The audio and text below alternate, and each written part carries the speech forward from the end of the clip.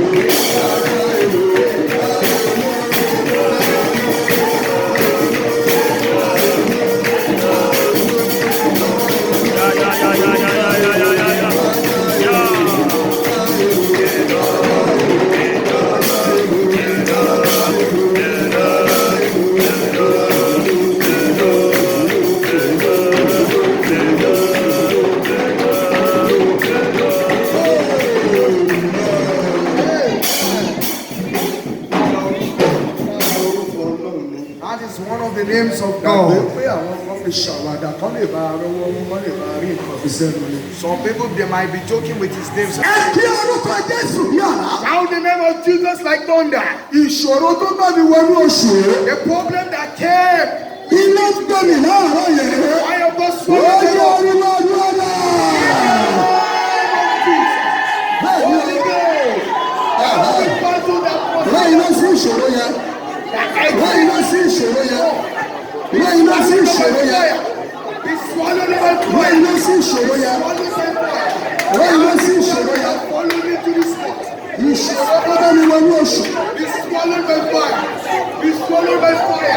Every battle that failed that follow me to this spot, be swallowed by fire. In the name of Jesus. Yes, amen. Fire. This morning we have a lot of fire. Sound like thunder. Every garment of poverty, every poverty upon my life, destroy my fire.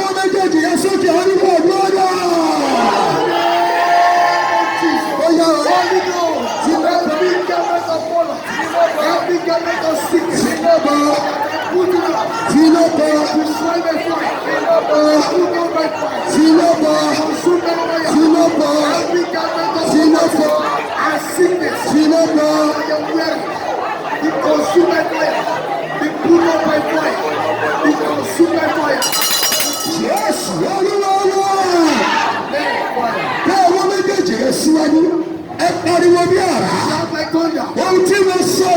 what I love, that made me suffer, let me to restore it.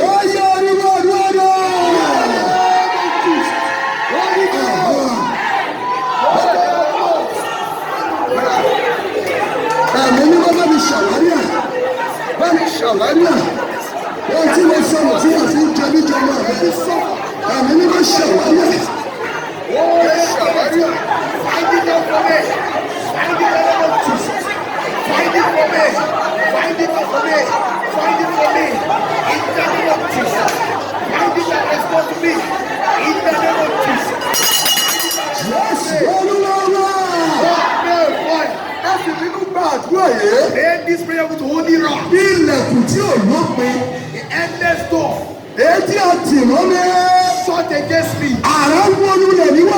Thunder, break them down. Holy Ghost. Endless door. Shut against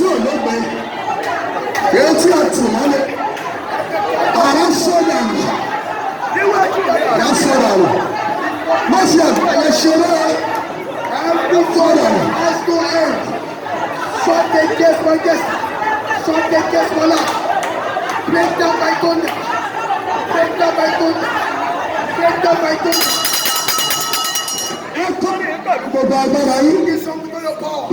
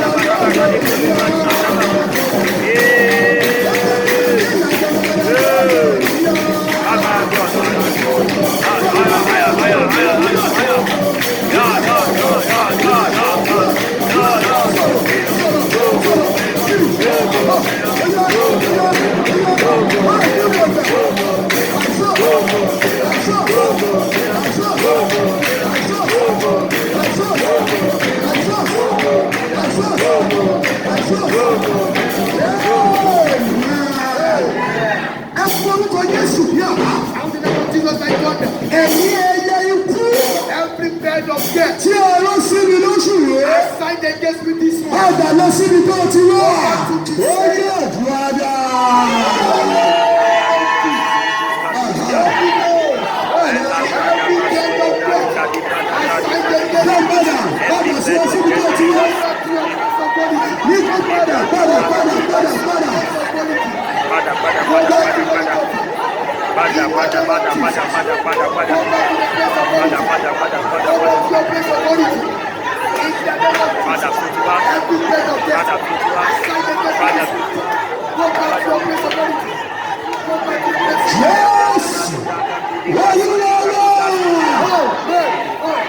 Irọ́ ni mo bá àdúrà tí mo ń pè fún ọ. All these prayers are revelation. Ibi tá a sọ mí lọ.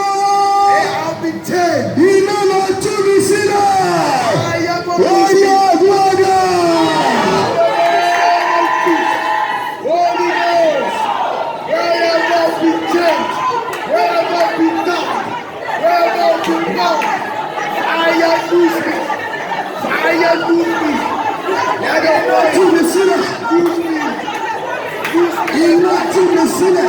Let the fire lose me, let the fire God lose me. Wherever we fire we back, wherever we change, lose my fire. Let the Lord lose me, fire lose me, fire lose me, fire God lose me, fire God lose me. Jésù agbára wa. Wọ́n dá àgbà lọ́wọ́ mi lọ tọ́jú pamọ́ sọ́nà jíjì rẹ̀. Whatever has been collected from me and kept in a far place. Ẹ jẹ́ kẹ́ni yẹn gbàdúrà dáadáa. Let this personality to pray this Wọ́n point. dá àgbà lọ́wọ́ mi. Whatever has been collected from me Àwọn mú lọ sọ́nà jíjì rere. has been taken to a far Bí away ilẹ̀ place. ìlú Awúsá lọ́wọ́.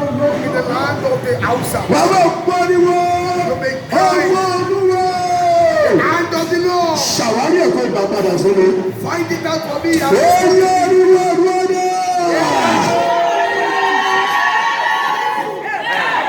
Holy Ghost. Whatever we collected from you. Take it to a far away place. To multiply. Hand of God.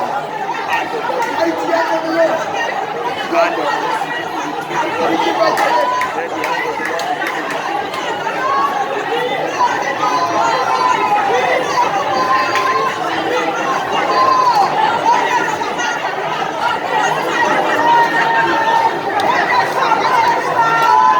Oya. Ẹ lọ bá sínú. Ẹ bá lọ bà lọ. Nínú ọ̀nà jíjì rere. Ẹ lọ bá sínú. Ẹ bá sínú.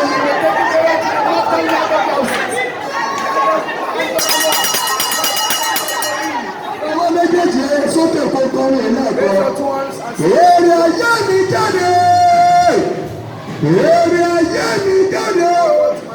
Ó ti pẹ́. Lọ́sàn-án. Gbèrè ayé. Oya oya. Ayé mi jáde. Lẹ́ẹ̀kan sí. Bó ti gbé Násárù jáde. Bó ti gbé Násárù jáde. Gbèrè ayé mi jáde. Ẹ pariwo. Ṣọwọ́ rẹ bá. Ẹ̀mí ìríra jáde lára mi. Èkó ló ń bẹ lára àwọn kan bì. Ẹ̀mí tó mú ká máa kórìíra mi. Ó yá jáde lára mi. Báyìí ló jáde. Ó yá ìwà ìwádà.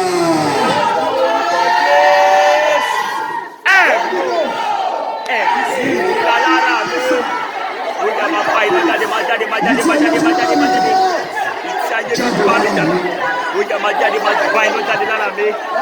Oya majadi majadi majadi majadi majadi majadi. Oya majadi majadi nana me. Majadi majadi nana me. Majadi nana me. Oya majadi majadi majadi. Ohun tí òjò ní chẹ́sì ní òun. Majadi majadi. Oya majai no jadi majadi majadi majadi. Oya oya mojende mojende mojende. Oya majadi majadi majadi majadi majadi.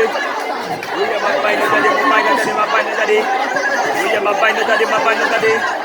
Oya majai no jadi majai no jadi. Oya majai no jadi majai no jadi majai nana me. Ẹ pariwo lẹ́yìn. Ṣé ju àwọn àjẹ́? Ọwọ́ sí mi lóṣù ẹ̀. Iná bọ́ọ̀lù. Ó yá àdúrà náà.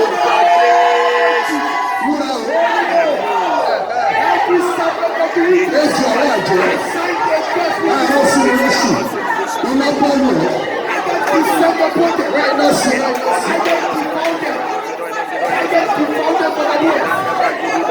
Iná bọ́ọ̀lù ẹ̀.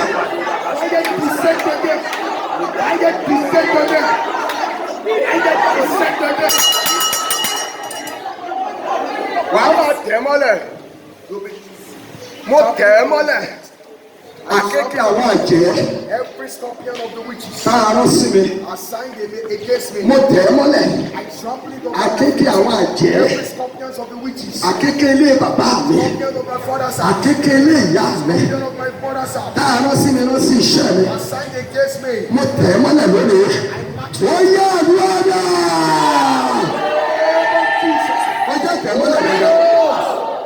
Every scorpion of the witches. Scorpion of my father's house. Assigned against me this month. Mọ́lẹ̀. I trample upon them. Mo tẹ̀ ẹ́ mọ́lẹ̀.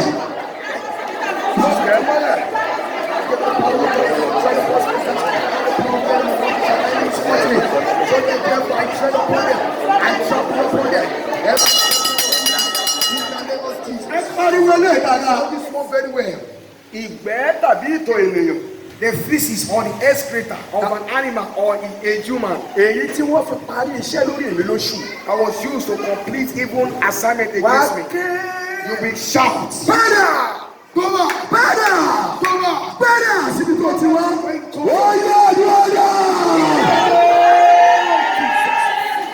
Holy Ghost. I put feces on the excreta of an Àti animal. ènìyàn àti ẹranko. Even assignment against Lóṣù. me. This comes Padà dá padà. Go on. Go on. Go back to the place of Go back to where you came from. Go back to the place of Go back to the place of In the name of Jesus. Go back to where you came from. Go back to where you came from. In the name of Jesus. Go back to where you're coming from. In the name of Jesus. Go back to where you're coming from. Sàmì náà ní ọgọ́rùn-ún gbà. Ojú ọ̀run rẹ ti ṣú òjò. The gates of your heavens are already dropping down rain. Ó ti ṣú. It's ready to rain. Múra kó lè rọ òjò yẹn. Prepare yourself very well so they can rain. Èyí tẹ̀sẹ̀ darapọ̀ mọ́ wa. Those that just joined us recently, Torí mo fẹ́ kó nípa ní lórí ibi tá a fẹ́ wò Òní. because I want you to take part in what 1,000 ló lágbára 3,000 2,000 1,500 1,000, lọ́wọ́. 1,500, you have the power to drop. Come forward. Kó mu wá kó wá fi sílẹ̀. Torí mi ò fẹ́ kí àwọn áńgẹ́lì èkó wọ́n yẹ̀ ẹ́ sẹ́yìn. Every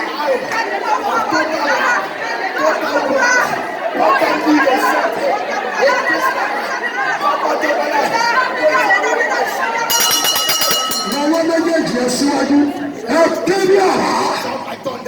Alágbára tó ń tú làálàá mi ká. Alágbára tó ń tú èrè mi ká.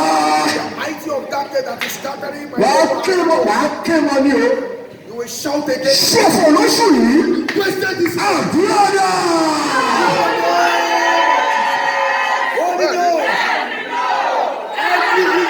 Wasting my effort, wasting my labors,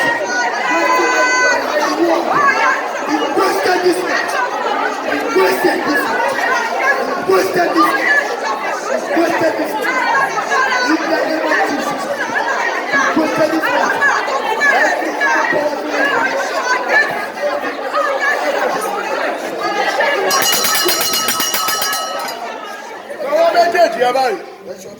Wá ké! Òmìnira burúkú ló fẹ́ bá jà o. Ẹ̀mí àgbàlọ́. Sọ̀rọ̀ Olúwa. Lórí àyànmọ́ mi. Wọ́n máa di yín wọ bí ajá tó gbé egun. Wọ́n máa sọ pé ṣòfò. Àdúrà.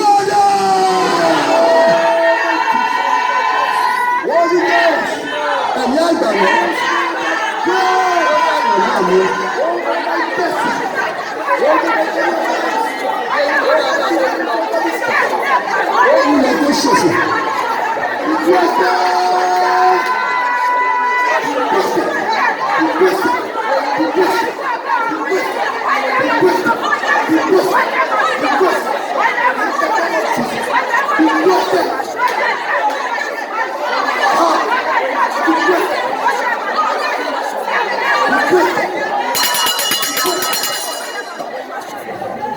Báwo lè rà ìjọba? Ẹ̀mí àná dànù owó. Ó máa ń sọ̀yọ̀ di nígbà kan rí. He was rich once ago. Asọ̀ká. Nígbà kan rí. One time ago. Ṣọwọ́ ẹ̀ báyìí. It was like this. Ẹ̀mí àná dànù owó. The spirit of money wasted. Sọ̀rọ̀ Olúwa. Ìbínú gbàgbọ́ wa ní ìbínú jáde lára mi.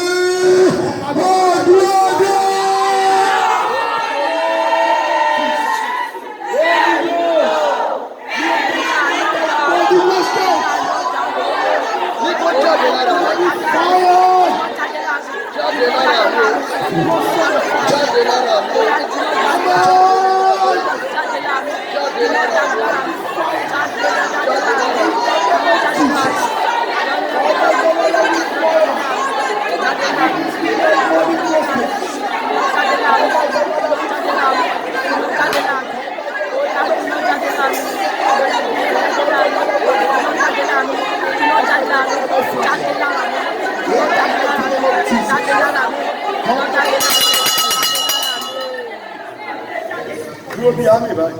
Stand like this. Màmá kanra níbi tó dúró sí yẹn. Pray with holy anguish. Ìdè má ní jù báyìí lọ. The bondage don't have. Pé o ò ní ní ju bó ṣe ní ìlú. You are not going to have more than. Àkáǹtì ẹ̀ ò ní ju bẹ́ẹ̀. This your bank account will not. Tó bá fẹ́ ju bẹ́ẹ̀ lọ, mo ṣe màá jẹ́ oṣù màá sọ bí tó máa lọ sí. You want to go beyond this money, I will make you spend it on another thing. Wà á ní jáde lára mi to come out of my life. Wọ́n lọ. Going to the head. Ẹ̀mí má ní ju báyìí lọ. Every spirit of ìdè má ní ju báyìí lọ. Don't have it beyond this level. Jọ́dá! Come out. Wọ́lẹ̀! Going to the head. Àdúrà! Holy Ghost! Don't disturb me. Lè jáde. Jáde báyìí.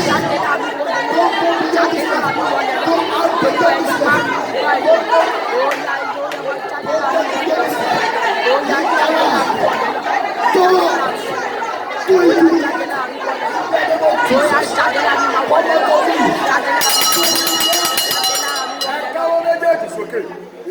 Orí ìṣẹ́gun ní ìwọ òmò ní.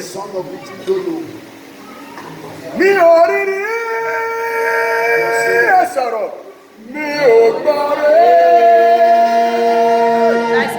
Irú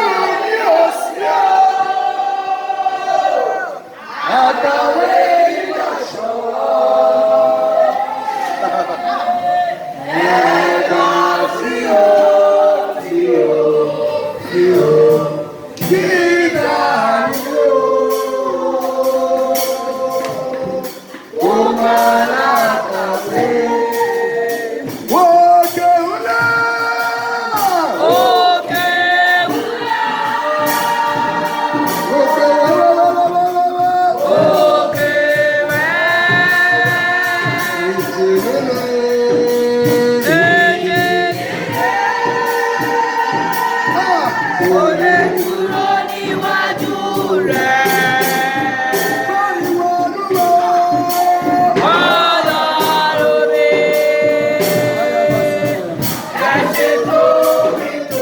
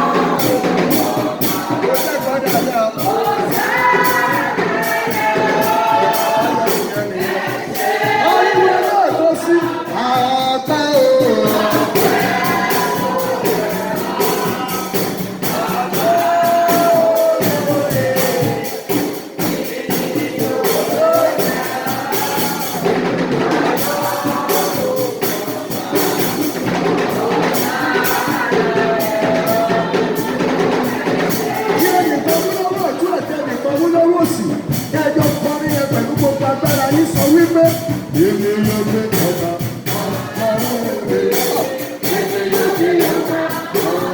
ẹgbẹ́ ọwọ́ yẹn sókè.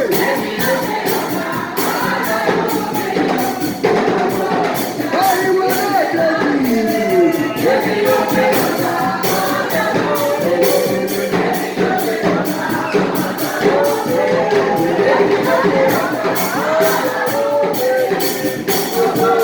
Ariwo náà kejì. Èmi yóò gbé. Ó jẹ́ sọ́dọ̀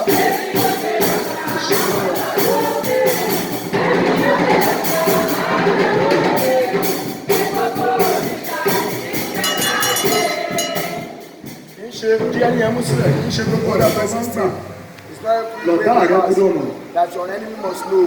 Ẹ ké àdúrà méjì yìí kí tó máa ṣe sínú ayé rẹ̀. Prayer before authorities. Àpẹẹrẹ burúkú The evil sign tí èṣù fẹ́ fi kàn mí lóṣù. that the enemy wants to use against me this month. Jésù dá padà. Jesus, Gbogbo bí tí return it back. àpẹẹrẹ burúkú yẹn bá ti máa wáyé. Everywhere this evil sign will come Lórí from. ọmọ lórí ìgbé. Over my children, over my life. Jésù dá padà síbi tó ti wá. Oyè oríwó àdúrà. Gbàdúrà yẹn o.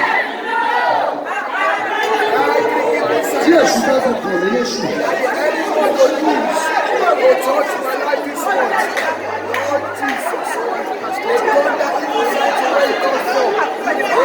Jésù dá padà.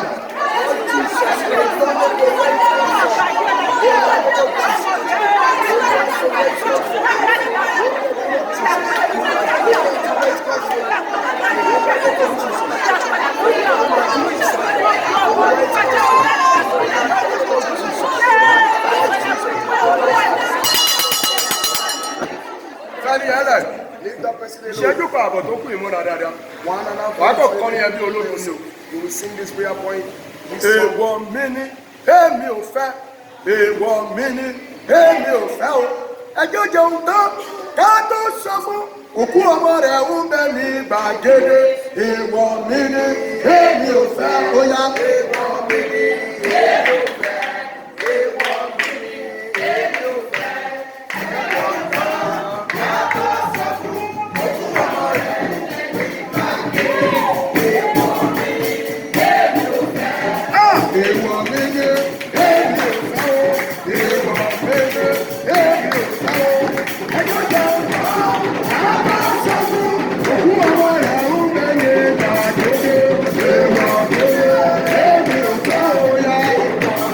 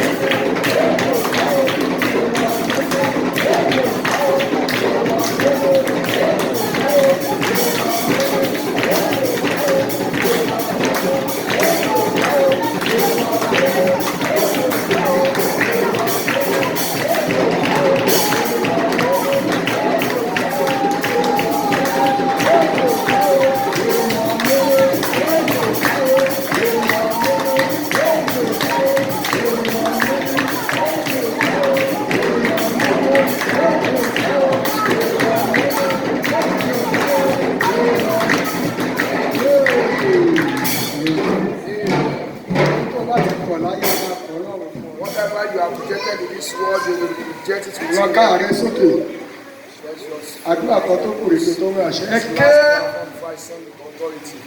àmì 666. The symbol of 666. Àmì àṣòdì sí Kristi. The sign of the Antichrist. Èyí tá a rán láti bá mi jà lóṣù. I signed against me to fight me. Wàá sọ pé ọ̀rọ̀ ẹ̀rí àti ẹ̀jẹ̀ òdu àgùntàn. Word of testimony and the blood of the Lamb. Ẹ kojú ẹ̀. Encounter it. Ẹ gbèrè. Lórí ìmọ̀tayà tọrọ. Ní ìwọlé àti ìjáde ìwé. Lórí àwọn afẹ́nifẹ́re ìwé. Ní inú ìjọ ìwé. Ó yá àdúrà dáa. Every sign of the mark of 666. Àmì àṣòdì sí Kristi. That the enemy has against to fight with this month. The word of testimony and the blood of the Lamb. Counter it and swallow it. Ọ̀rọ̀ ẹ̀rí àti ẹ̀jẹ̀ ọ̀dọ́ àgbẹ̀bẹ̀ ẹgbẹ́ mi. Counter it and swallow it. Let the word of testimony and by the blood of the Lamb. Drop your hand. Go back to your seat. Myself, I will bring down to morning. Let me confess myself to you. Ṣùgbọ́n Ọlọ́run mọ ohun tó tọ́ sí wa.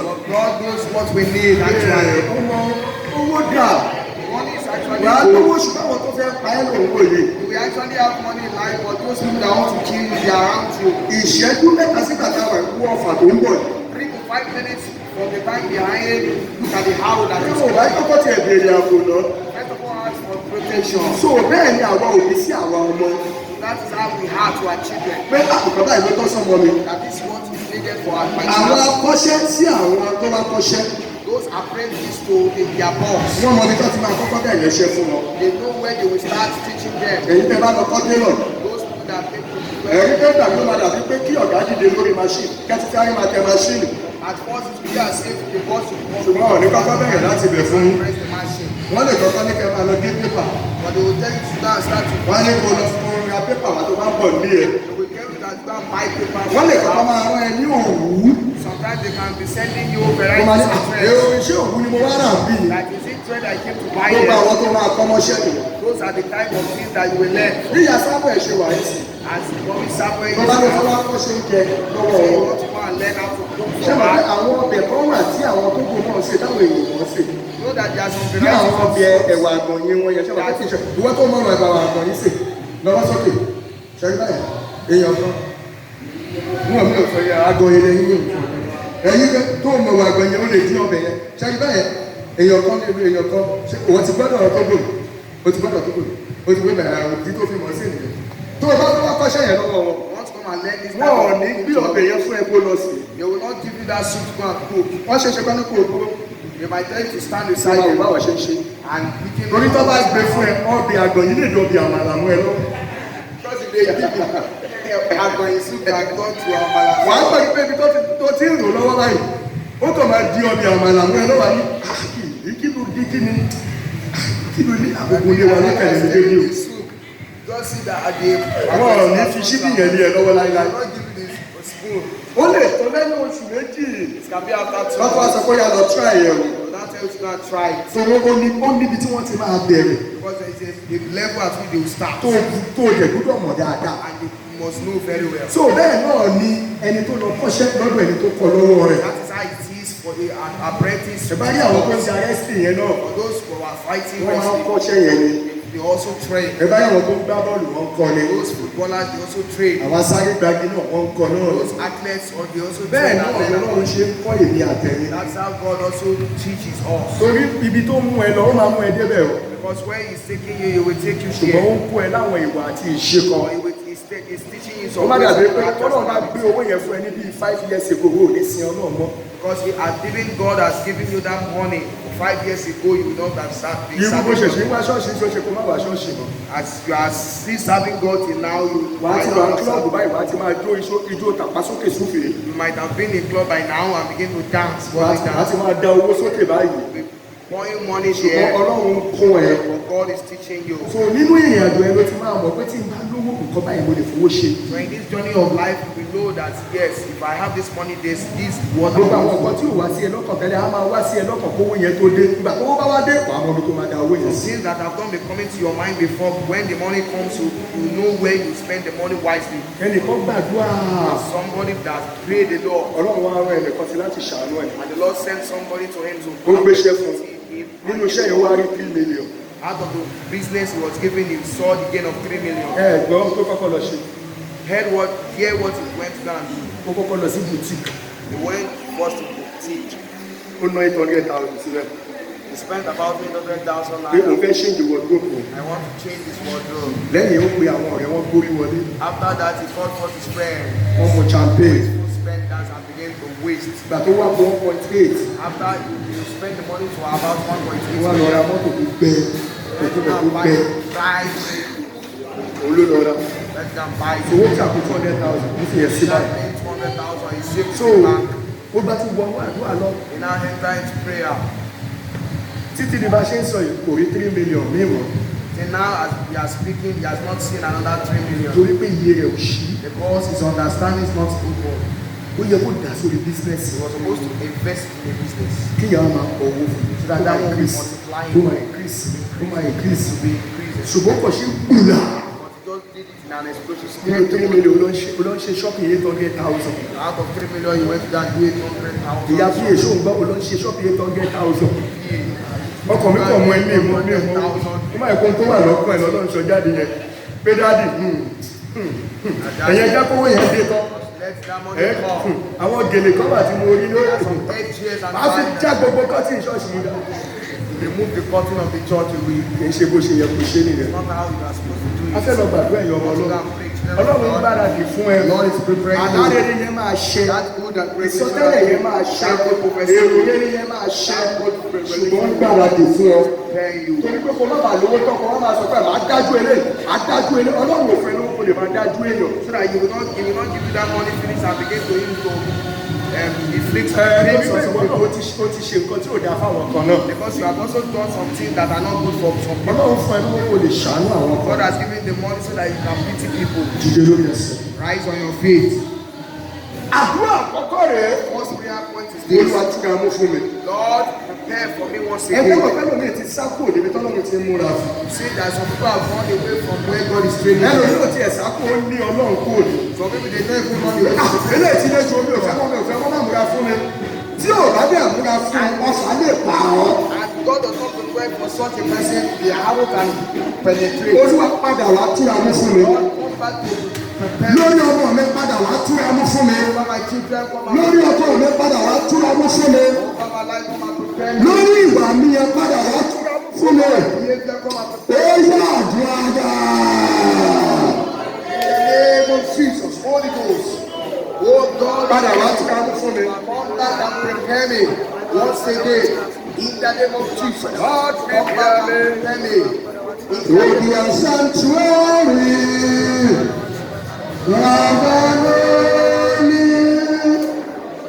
I am true. With God living, I'll be a living sanctuary for you.